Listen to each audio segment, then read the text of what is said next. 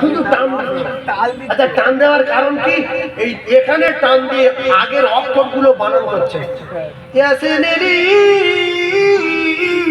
মানে ওইগুলো বানান করছে, ও তো বেঁধে যাচ্ছে, এতে গোনা হবে না, কি হবে?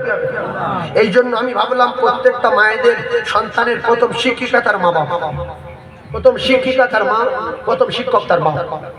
জোরে বলো সুবহানাল্লাহ। সুবহানাল্লাহ। এখন মাদ্রাসার মেয়েরা কি তেলাওয়াত করছে আমি ওদের পড়াই, মাঝে মধ্যে ওদের কাছে গিয়ে বলে এদিকে কোরআন শরীফ খোলো, এই কেরাত পড়তে হবে, এই সূরা মুখস্থ করতে হবে, এই জায়গায় পড়তে হবে। কিরকম পড়াই ওদের হদর পড়াই এরকম, আউযু বিল্লাহি মিনাশ শাইতানির রাজীম, বিসমিল্লাহির রহমানির রহিম,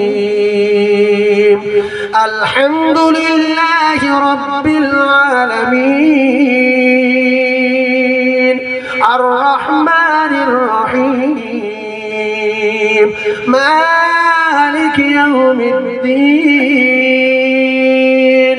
ইয়্যাকা না'বুদু ওয়া ইয়্যাকা নাস্তাঈন,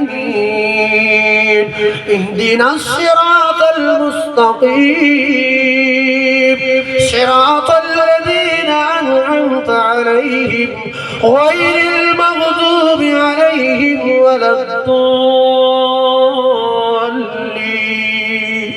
কোন মেয়ে যদি এরকম পড়ে ভালো লাগবে না? লাগবে না?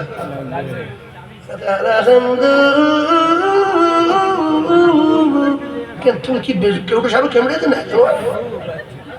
এই পড়াগুলো আগেকার মেয়েরা এরকম পড়তো, এদের কোরআন যদি একজনের সারিয়ে